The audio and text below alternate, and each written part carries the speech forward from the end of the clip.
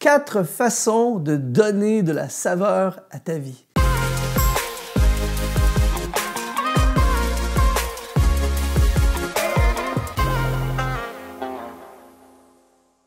Bonjour, ici Luc Dumont d'Exponentiel.net. Je suis vraiment heureux aujourd'hui de te retrouver pour ces moments qu'on passe ensemble, ces moments d'exponentialisation qui amènent et qui ont comme objectif d'amener notre vie dans une dimension encore plus grande dans les plans de Dieu.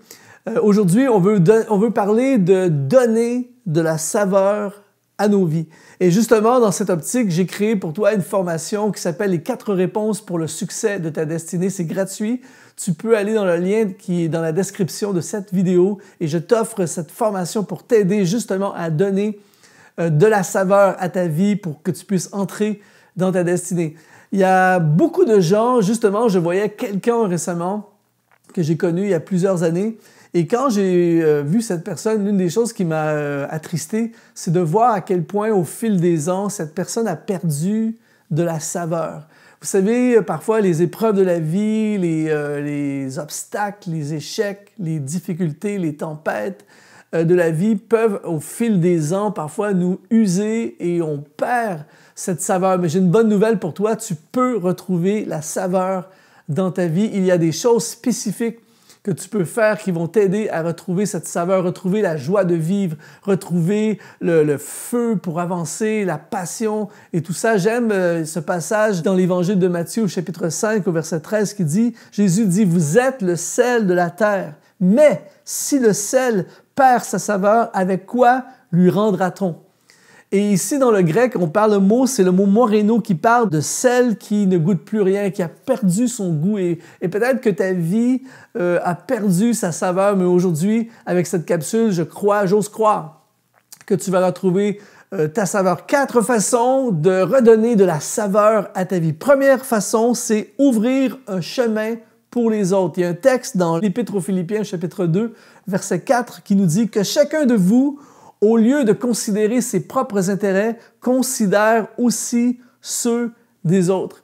Je ne sais pas si tu as déjà été sur le bord de la mer. Moi, j'aime beaucoup aller sur le bord de la mer, mais je me souviens de certains endroits où parfois il y a la marée. Je ne sais pas si tu as déjà remarqué, mais j'ai déjà été à des endroits où tu vois tout à coup une vague arriver et elle vient s'échouer d'une certaine façon sur la plage, elle vient mourir ou elle vient se sacrifier sur la plage et tu dis, la vague, pauvre vague, elle ne peut pas retourner à l'océan, elle a ouvert le chemin.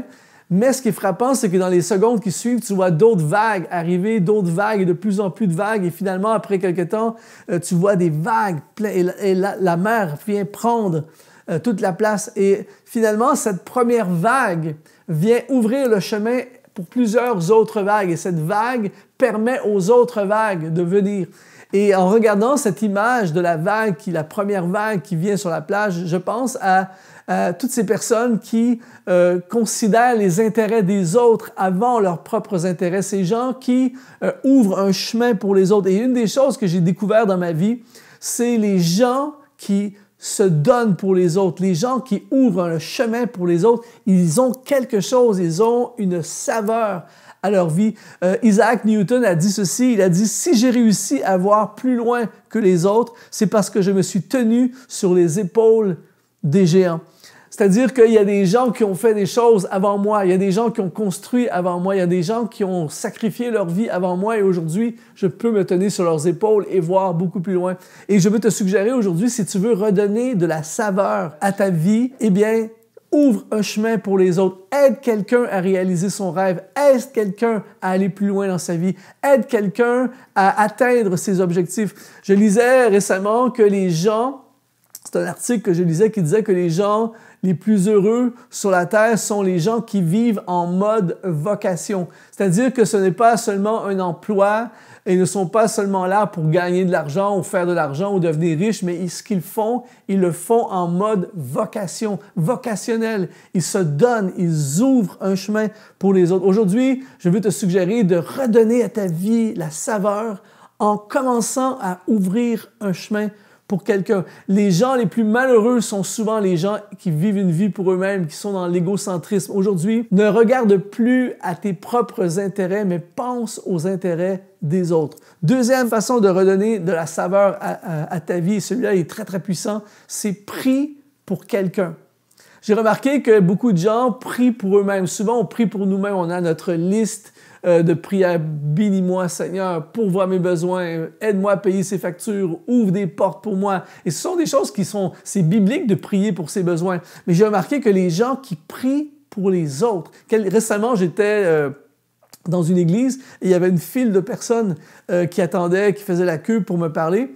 Et à un moment donné, ça faisait comme plusieurs, presque heures que je parlais, tout ça, avec des gens et je priais pour des gens, tout ça. Et vers la fin, quelqu'un est arrivé et m'a dit « Je ne suis pas venu pour te demander rien, je suis venu pour prier pour toi. Comment puis-je prier pour toi? » Et ça m'a complètement scié en deux, j'étais tellement pas habitué et ça m'a touché profondément. Il y avait une étincelle dans les yeux de cette personne qui a décidé de prier pour moi. Et je lisais dans la biographie de Billy Graham, cet homme on dit que c'est sinon la personne qui a prêché au plus de monde sur la terre. Il dit dans sa biographie, l'un des plus grands regrets de sa vie, c'est de ne pas avoir assez prié pour les autres. Il dit, si je pouvais recommencer, je prierais plus pour les autres. Quand tu pries pour les autres, il y a un fardeau, il y a un amour qui se crée par rapport aux autres. Lorsque tu pries pour les autres, tu fais abstraction de tes besoins et tout à coup, tu t'intéresses aux autres. Donc, je veux te suggérer aujourd'hui, si tu veux redonner de la saveur à ta vie, va voir quelqu'un et dis-lui, comment puis-je prier pour toi? Commence à prier pour les autres. Troisième élément, c'est donner sans rien s'attendre en retour. Dans le livre des Proverbes, au chapitre 11, au verset 25, il est écrit « L'âme bienfaisante sera rassasiée et celui qui arrose sera lui-même arrosé. » S'il y a quelque chose qui donne vraiment de la saveur à une vie, qui active la joie dans ta vie, c'est donner à quelqu'un et sans rien s'attendre en retour. Il y a quelque temps de ça, j'étais au supermarché et je suis arrivé à la caisse. Et pendant que j'étais en train de payer, il y avait une dame d'un certain âge qui était derrière moi avec son panier d'épicerie. Et tout à coup, j'ai senti dans mon cœur de payer pour elle. Alors, pendant qu'elle regardait son téléphone, je crois, j'ai regardé le gars à la caisse et je lui ai dit, je lui ai donné de l'argent et je lui ai dit, c'est pour elle. Et le gars était même lui-même surpris, tout ça. Et j'ai donné de l'argent et je suis parti.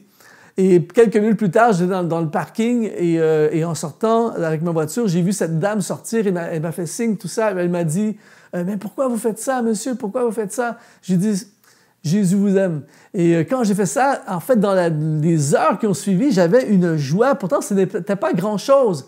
Mais j'ai donné à une étrangère comme ça, sans rien m'attendre en retour. Et il y a une joie, il y a quelque chose. Et à chaque fois dans ma vie où j'ai donné sans rien m'attendre en retour, ça a donné une saveur à ma vie. Je lisais que Bill Gates, qui est un des hommes les plus riches sur la planète, il raconte que lui et son épouse ont créé une fondation, ils ont libéré la plus grande partie, majeure partie de leur fortune pour créer une fondation pour aider les gens sur la terre qui sont dans le besoin.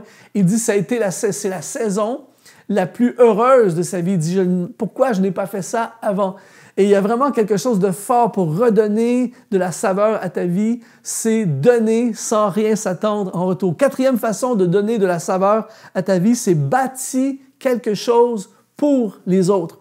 Néhémie, au chapitre 2, au verset 18, nous dit « Levons-nous et bâtissons, et ils se fortifièrent dans cette bonne résolution. » Il faut comprendre qu'à l'époque de Néhémie, ce n'était pas une époque de joie. C'était une époque où le peuple avait été déporté, il y avait une tristesse, il y avait un fatalisme. C'était pas une époque où les gens étaient ultra motivés. Et tout à coup, Néhémie a activé la reconstruction des murailles de Jérusalem. Il s'est dit, on va rebâtir pour le peuple. Et tout à coup, ils se fortifièrent. Ils ont trouvé une force, il y a un courage, il y a quelque chose, il y a une nouvelle saveur qui s'est retrouvée alors qu'ils ont bâti quelque chose pour les autres. On pense au roi Salomon qui avait tout. Il avait tout. Il aurait pu passer sa vie dans les plaisirs que toute sa fortune pouvait lui apporter, mais il y avait ce feu en lui de construire un temple pour restaurer l'adoration et repropulser le peuple, la nation. Donc, il a construit un temple pour sa nation. L'apôtre Paul a construit l'Église pour les non-juifs. Partout dans l'histoire, on voit des gens bâtir quelque chose. Et si tu veux donner de la saveur à ta vie, bâtis quelque chose pour les autres. Si tu ne peux pas toi-même le bâtir, participe à bâtir quelque chose. Participe à bâtir une église. Participe à bâtir un ministère. Participe à bâtir une entreprise. Participe à construire quelque chose qui va bénéficier les autres. Je regardais récemment un reportage sur Jeff Bezos, l'un des hommes, le fondateur d'Amazon, l'un des hommes les plus riches sur la Terre. Et il y avait une joie lorsqu'ils ont inauguré une école, ils ont construit une école prématernelle pour les milieux défavorisés et ils veulent en construire plusieurs autres pour permettre à des enfants d'aller dans des écoles prématernelles gratuitement. Et cet homme qui a des possessions à l'infini, il y avait une étincelle dans ses yeux à cette idée de bâtir quelque chose pour les autres. Alors, je veux te suggérer aujourd'hui de reprendre vie. Tu peux reprendre vie. Tu peux retrouver ta passion. Tu peux retrouver ton feu. Tu peux retrouver la joie de vivre en bâtissant quelque chose pour les autres. Ouvre un chemin pour les autres. Prie pour quelqu'un.